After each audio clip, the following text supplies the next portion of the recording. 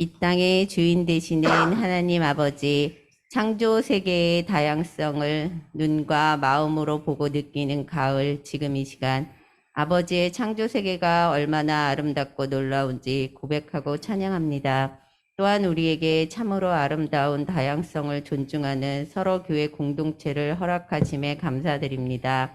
오늘은 한글날 높은 자의 글이 아닌 여성과 아이들, 낮은 계급의 사람들에게 글을 알게 하고자 만든 한글, 우리의 글 한글을 지금 우리가 쓰고 있는 것이 당연하게 생각되지만 한글을 지키기 위해 많은 선조들의 희생과 눈물, 수고가 이룬 결과를 우리가 편하게 누리고 있다는 감사를 잊지 않게 하소서. 감사는 하나님을 사랑하는 우리가 마땅히 드려야 할 표현인데 우리는 감사의 표현보다는 원망, 불평, 시기, 거친 말들을 더 많이 사용하고 있음을 용서하여 주세요. 우리에게 주신 많은 것들을 바라보고 깨닫는 눈과 마음이 열려지게 하시고 공동체의 고통을 외면하지 않게 하소서. 우리의 영의 귀가 열려 주님의 말씀을 듣고 깨닫길 원합니다. 성령님의 지혜의 영이 민 목사님께 함께 하시어 권능 있는 말씀이 선포되게 하소서. 이 나라의 위정자들을 위해 기도합니다. 소모적 정치 갈등으로 인해 경기와 복지가 혼란과 부재의 시간이 되지 않게 해주세요. 국민의 대표로 뽑힌 이유를 잊지 않는 위정자들이 되게 해주세요.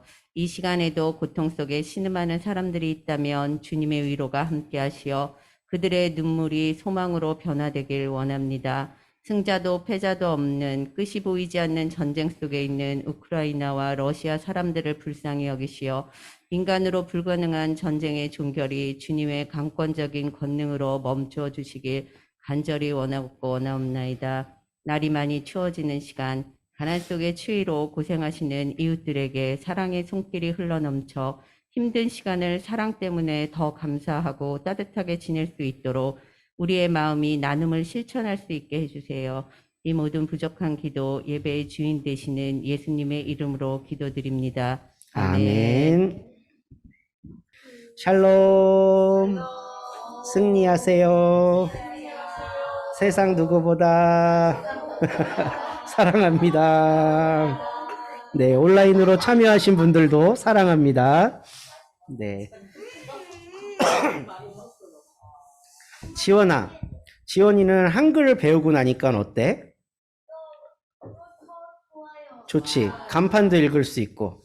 목사님이 지원이만 할 때는 버스 타고 가면 계속 간판을 읽었어. 텔레비전. 우리 동주도 한글을 배우고 있잖아요. 안 배우고 있어요? 민동주 할 줄 알고 바나나 쓸 줄 알잖아요. 이 한글을 누가 만들었는 줄 아세요? 지원아, 누가 만드셨어? 하나님? 네.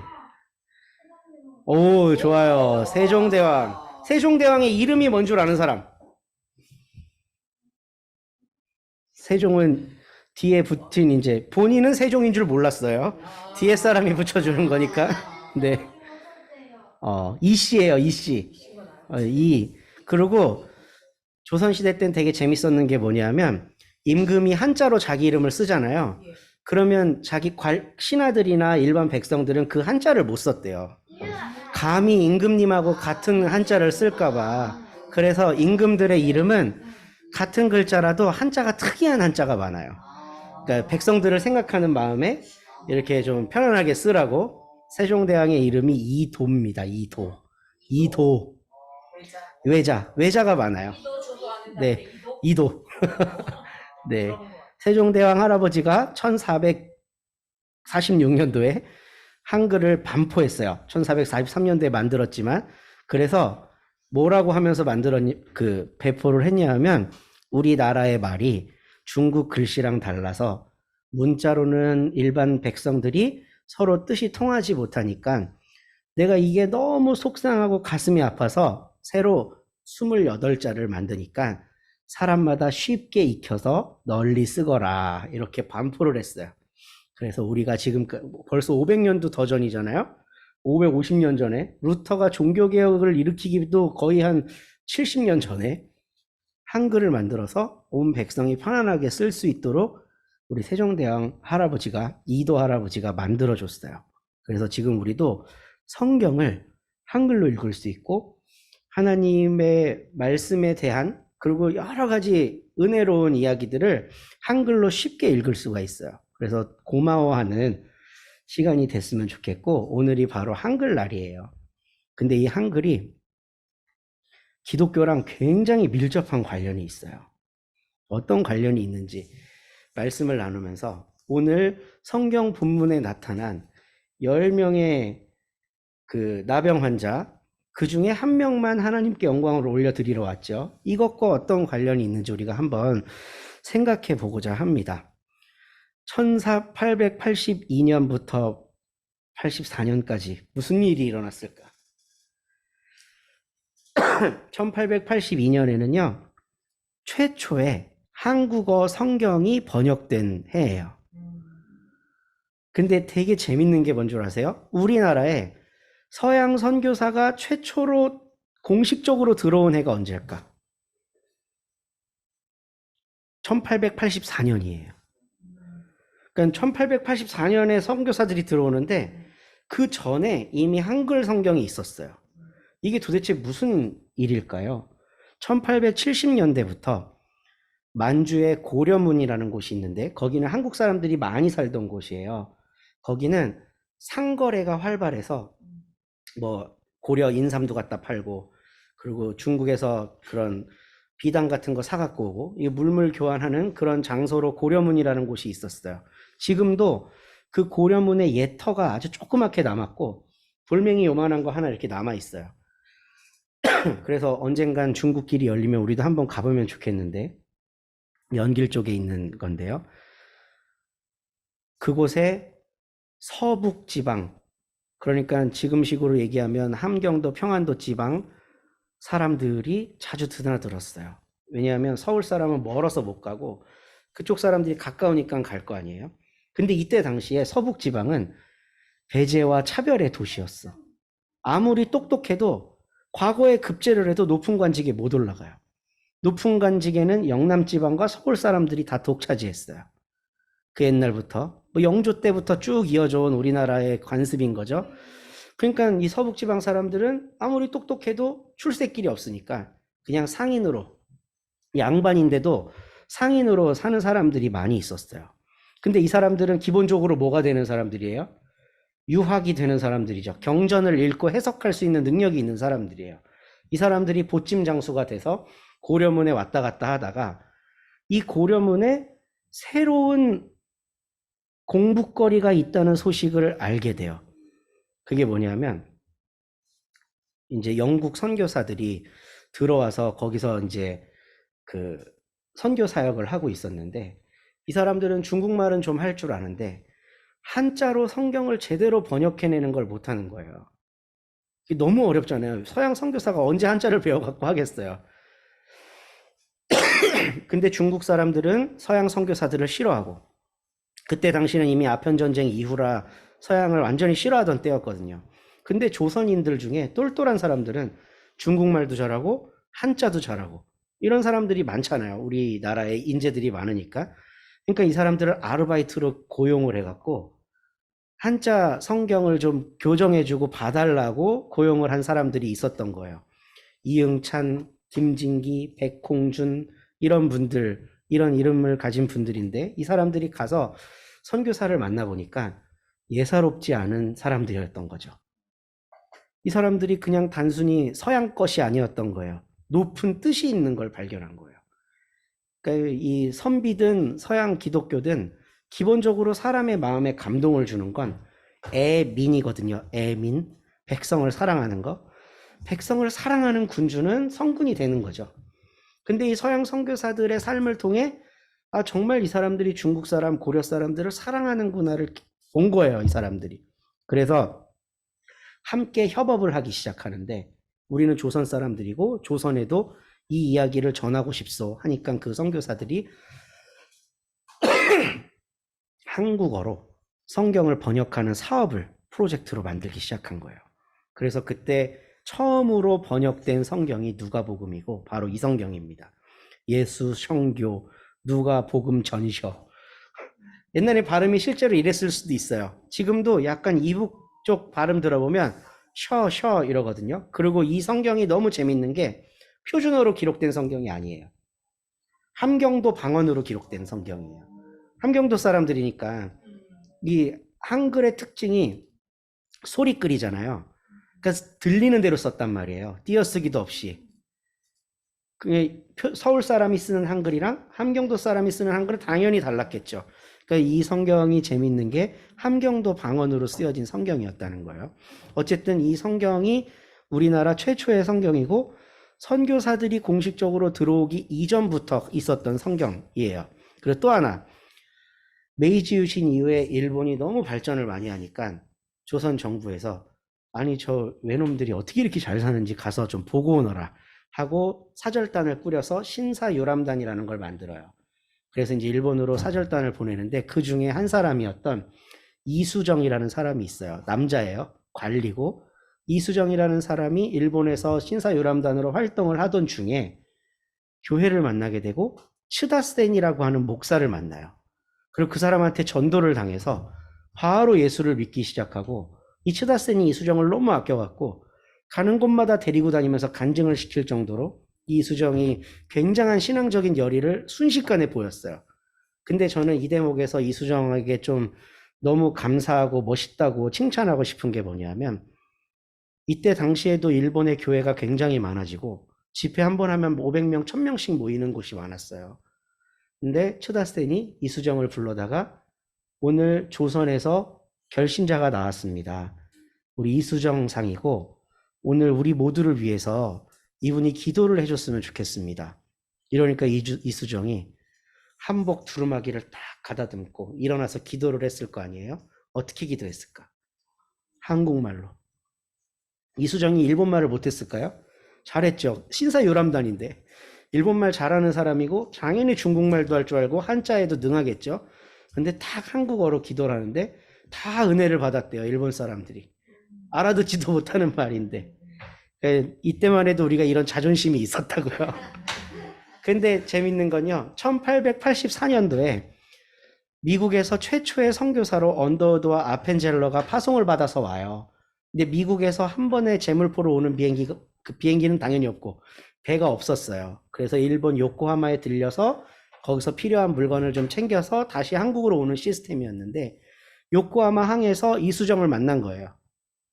그리고 이수정이 번역한 한국어 성경을 들고 이수정한테 2달 동안 한국어 레슨을 받아서 언더우드와 아펜젤러가 한국에 왔어요. 그러니까 너무 재밌는 선교의 역사예요, 우리나라에. 그러니까 보통은 외국 선교사가 와서 그 나라 말을 배우고 가르치고 이러는 건데 우리는 선교사가 오기도 전에 먼저 나가서 성경 알아서 번역해 오고 선교사가 한국에 오기도 전에 한국 사람이 선교사를 가르쳐서 한국으로 파송한 이런 아주 독특한 역사가 있는 나라예요. 근데 이 한글 성경이 이 땅에서 소통의 혁명을 일으켰어요. 왜냐하면 한글이 정말 위대한 건데 일단 세종 당시에도 엄청난 저항에 부딪혔었고 조선 중기 때까지는 좀 썼어요. 근데 조선 후기로 딱 이양하면서 완전히 이제 나라가 영조 이후에는 나라가 이제 나락으로 이제 가기 시작하지 않았겠어요? 그러니까 사농공상이라는 이 계급이 엄청나게 공고해지고 백성들의 삶이라는 건 피폐해지기 이를 데가 없고 각종 밀란, 혁명 일어나고 그래서 1894년도에는 동학농민혁명까지 일어날 정도로 우리나라의 일반 서민들의 삶이 굉장히 열악했었는데 이때 이게 왜 열악해지냐 하면 높은 사람들이 아랫사람을 차별하면 열악해지는 거거든요. 근데 그 증거가 한글에서 나타났어요. 조선 중기에는 한글로 과거 시험도 쳤어요. 과거 시험도. 근데 후기로 가면 한글은 천대받아요. 언문이라는 말은 원래 말로 된 글자다라는 뜻이거든요. 이건 중의적인 뜻이에요. 언문은 나쁜 뜻은 아니에요. 근데 조선 후기에는 나쁜 뜻으로 탈바꿈해요. 저작거리 말의 글자라는 거예요. 저작거리 말. 하층민의 말이라는 거죠. 지금도 네 청담동입니다 이거 하잖아요. 이 상류층이 쓰는 언어가 달라요. 어휘가 다르고 요즘은 상류층 되려면 무조건 영어 해야 되죠. 프랑스어 하든가. 그 사모님들끼리 만나면 일반 우리가 쓰는 이 언어 안 쓴다니까요. 그러니까 고위급들이 쓰는 언어들이 있어요. 그러니까 이때 언문이 한글이라고 하는 거는 천한 것들이 쓰는 문자라고 낮춰 부른 거예요. 그리고 이건 정말 요즘 같은 시대엔 있을 수가 없는 일인데 암클이라고도 불렀어요. 여자들이나 배우는 말이라고. 궁중에서도 여인들은 한글을 썼어요. 근데 남자들은 한글 썼을까? 안 쓰죠.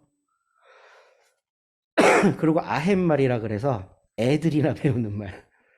이렇게 한글을 굉장히 부정적으로 소외시켜 놨는데 이 한국 역사에서 한글이 다시 힘을 얻게 된 여러 가지 포인트들이 있지만 독립신문이 1호부터 한글로 쓰입니다.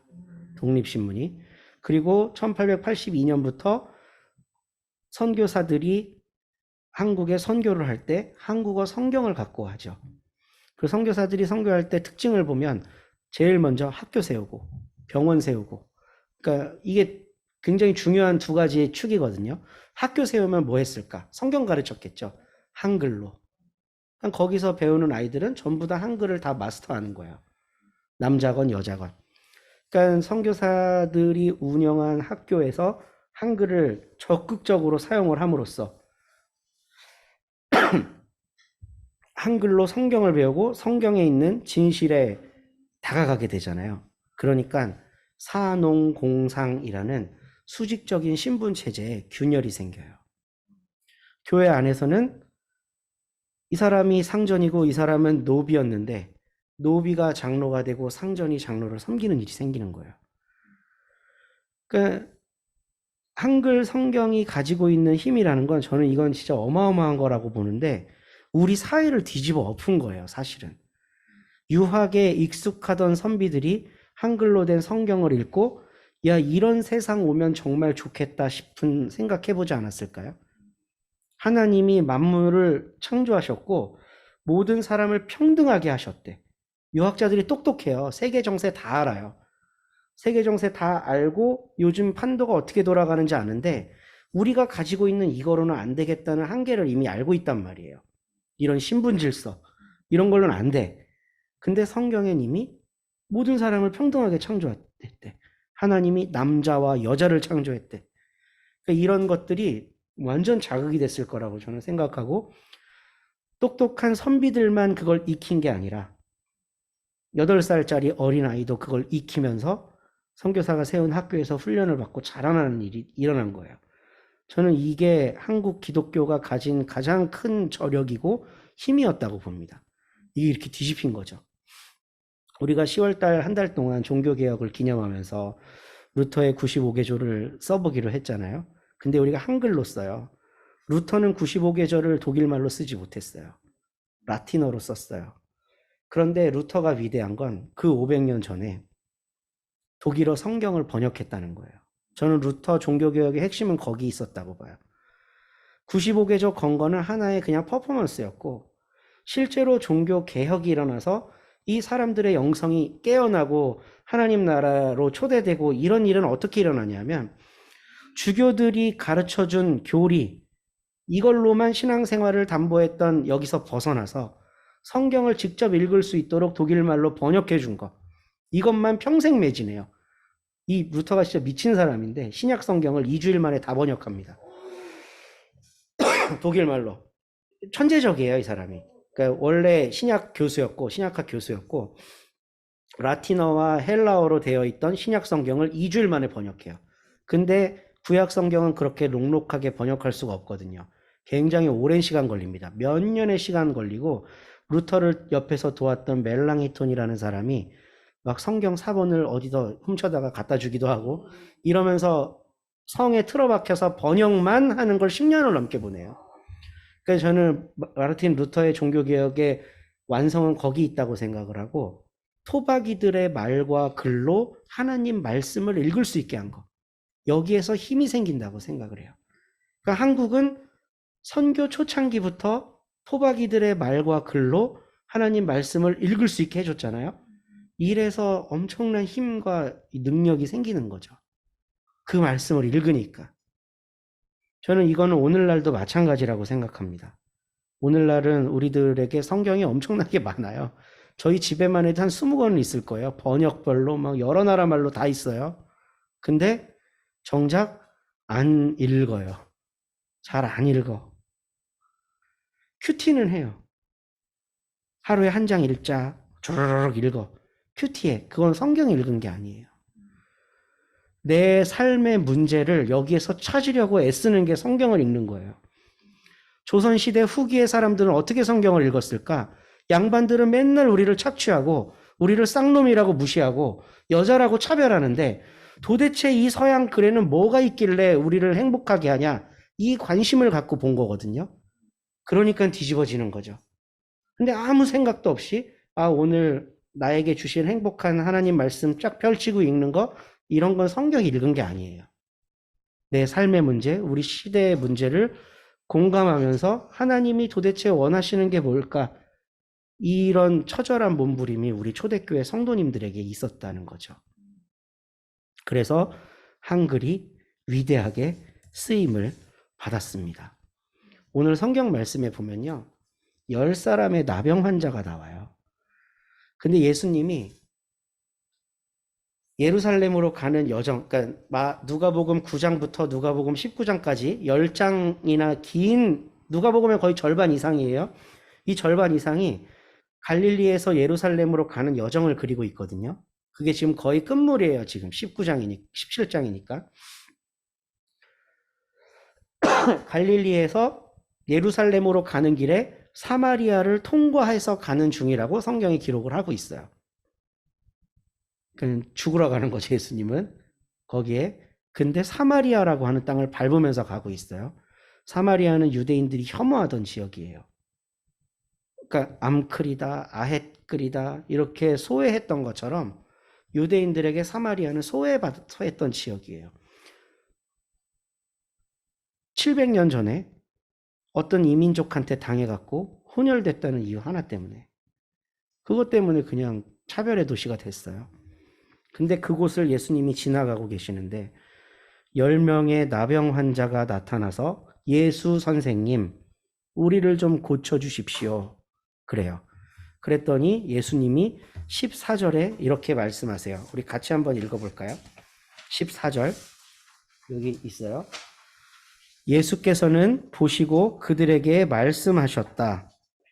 가서 제사장들에게 너희 몸을 보여라. 그런데 그들이 가는 동안에 몸이 깨끗해졌다. 왜 이러셨을까, 예수님이? 레위기에 보면요, 정결예법이 엄청나게 많이 나오는데요. 옛날 성경에 문둥병이라고 돼 있어요. 나병, 피부병이죠. 심한 피부병. 근데 딱 피부병에 걸리면 옷소매로 입을 가리고 부정하다 소리를 쳐야 돼요. 내 곁에 오지 마세요, 이런 뜻이에요.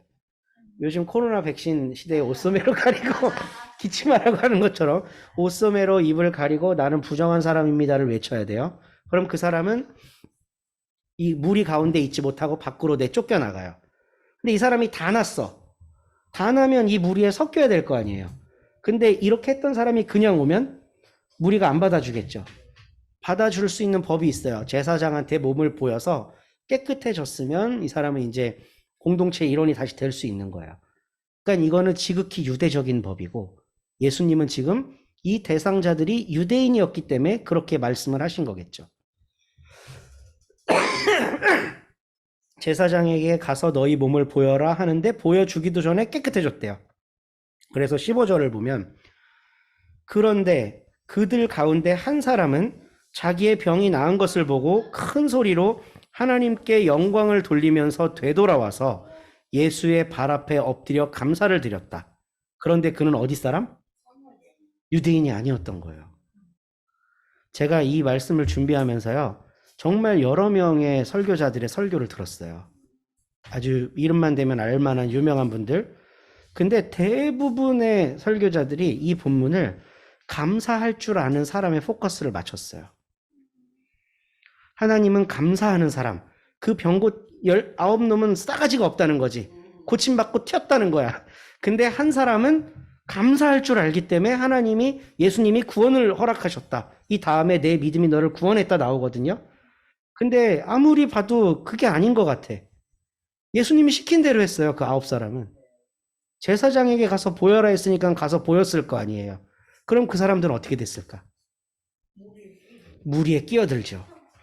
원래 자기들이 익숙한 체제 속으로 회귀할 수 있는 사람들이었던 거예요. 근데 사마리아 사람은 제사장한테 가서 보일 수가 있어요, 없어요? 없어요. 이 사람은 막 예수님께 감사하는 마음으로 지금 온 게 아니야. 갈 데가 없어서 온 거예요. 갈 데가 없어서. 예수님이 제사장한테 가서 보여라 했는데 난 사마리아 사람이기 때문에 제사장한테 못 가. 이게 핵심 아니에요? 아니 잠깐 주님. 그러면 제사장도 사마리아 사람은 안 받아주죠. 안 당연하죠. 껴주죠. 사마리아 사람 중에 제사장이란 건 없어요. 그리고 이 성경에 수식어로 뭐라고 붙이냐면 이 이방인이라 그래요. 이방인이 어떻게 유대의 제사장한테 가요? 말이 안 되죠. 여지껏 생각도 못 네. 했는데 10년을 믿어. 갈 데가 없는 사람이었던 거야. 갈 데가 없는 사람들. 그런데 우리 예수님은 이 이방 사람, 이 사마리아 사람에게 이렇게 칭찬을 하세요. 하나님께 영광을 돌리러 되돌아온 사람은 이 이방 사람 하나밖에 없느냐? 잘 보세요. 유대 회중이에요. 9사람이 제사장한테 보였어요. 나왔어요. 이 사람들 뭐라 그럴까요? 하나님께 영광 올려드립시다 안 했을까요?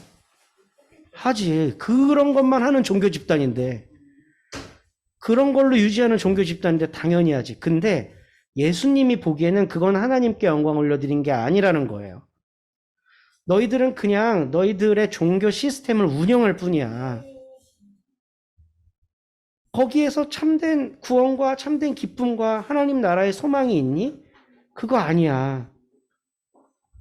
근데 아무데도 갈 곳 없는 이방인 사마리아 사람, 제사장에게 몸을 보일 수 없는 이 난처한 처지에 있었던 이 사람은 예수님이 너는 하나님께 영광을 돌렸다라고 얘기해요. 그런 다음에 그에게 말씀하세요. 이건 같이 읽어야 됩니다. 시작. 일어나서 가거라. 내 믿음이 너를 구원하였다. 기독교인에게 몸의 병이 고쳐지는 것과 네가 구원받았다라는 것과 어떤 게 더 큰 축복일까? 네. 이 사람은 그 어떤 것으로도 주고 살 수 없는 새로운 걸 얻었어요. 근데 이 사람의 처지는 유대인들의 입장에서 봤을 때는 소외해야 되는 사람, 변두리로 밀려나야 되는 사람, 암클 대접받고 아해클 대접받는 그런 사람이에요. 그런데 그가 예수와 함께 있을 때 놀라운 일이 일어나요. 이방인인데 구원받아. 소외받았던 언어가 기독교의 정신을 만나서 산업공상이라는 유교적 체제를 흔들었던 것처럼 그때도 조선에서 가장 안락하게 살 수 있었던 사람은 사였어요. 사. 근데 예수님의 시각으로 보면 그들은 구원 못 받는 사람들인 거예요.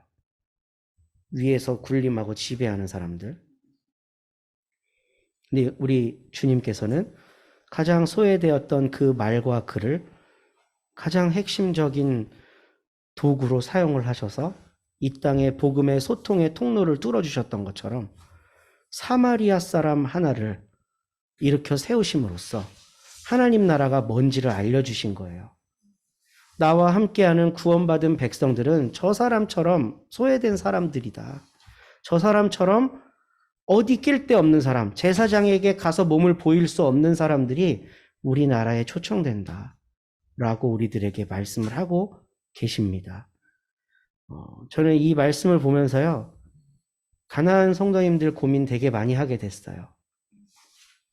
하나님 나라는 그들의 것이다라는 확신이 생겼다 그래야 되나? 너무나도 안락한 시스템 속에서 예배하고 찬양하고 좋죠. 좋아. 편해. 속이 개운해.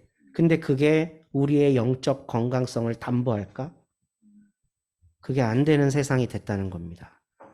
우리의 영적 건강성은 내가 사마리아 사람이 될 때, 내가 암클과 아헨마를 쓰는 사람이 될 때, 그럼에도 불구하고 예수께 나아가는 사람이 될 때, 거기에서 역사가 일어난다 하는 말씀을 오늘 여러분들과 함께 나누면서 한글이 소통의 도구가 되었던 것처럼 우리 서로 교회 모든 자매 형제님들이 하나님 나라를 위해 쓰임 받고 이 세상의 소통의 도구가 될 수 있기를 주님의 이름으로 축복합니다. 네, 우리 이 시간 함께 이 말씀 따라 사는 동안 지치지 않게 해달라고 함께 찬양하겠습니다.